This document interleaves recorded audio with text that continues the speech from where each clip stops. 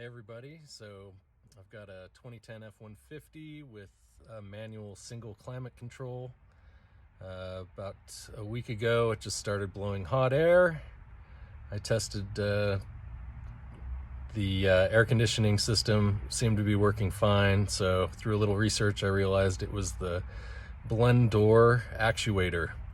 So I watched a few tutorials on how to make this repair, and I kind of came up with a cheat to get to the infamous back bolt to the actuator, which I've seen some tutorials where the guy's hands are small enough. Mine hands are like Roberto Duran, so I can't get my hands back there with a wrench.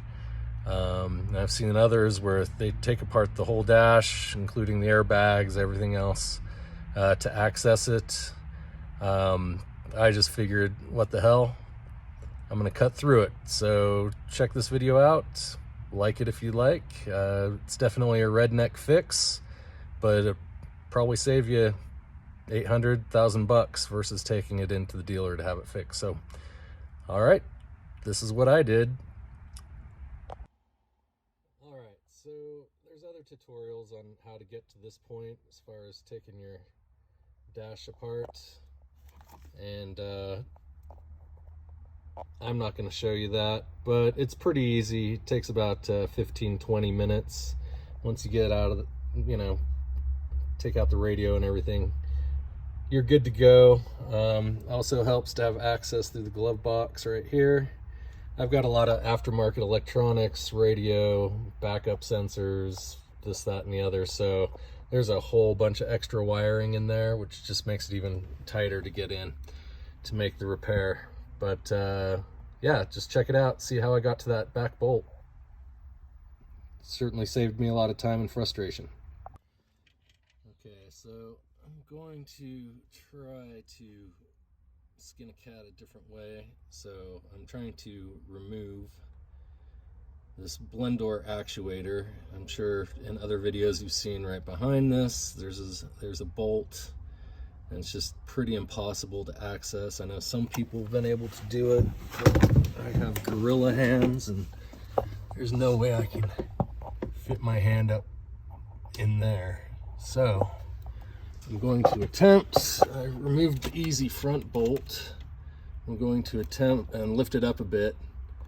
I'm just going to try to cut through that plastic wheel gear thing there and try to swing it to the back, and hopefully that'll give me more access to that bolt since I'm throwing this part away anyway. Yeah, we'll see how it goes. Okay, as you can see, I cut through that part there. I was able to push the swing the actuator back to access that back bolt. I cut through it with this trusty steak knife. Took me about 2 minutes. This truck's got a lot of miles on it, about 200,000.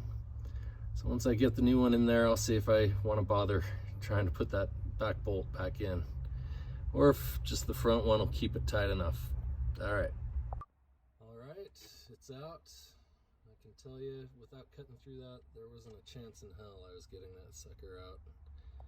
That back bolt, I mean, yeah, I could have gotten it out if I took all this out, took out the airbags, ripped off pretty much this whole dash to get to it. Anyway, I don't think I'm going to put that back bolt on, but I'll tell you if it works. All right, I got her in, got it tightened down. I'm sufficiently satisfied that that's going to hold, and the moment of truth as to whether I'll have air conditioning blowing out or just hot heat, I shall soon find out. So before putting everything back, just wanted to make sure that's what the problem was, and it appears to be that that's what the problem was. That tricky Blend Door Actuator. Nice and cold. Perfect, since it's going to be 85 today. So with the rest of this hot mess, Took about 20 minutes to kind of pull it apart. It's going to take me probably about another 10-20 minutes to put it back together, and we're good to go. So, hope you liked the video. Thumb it up if you liked my redneck way of cutting through that piece to get to that back bolt, and peace out.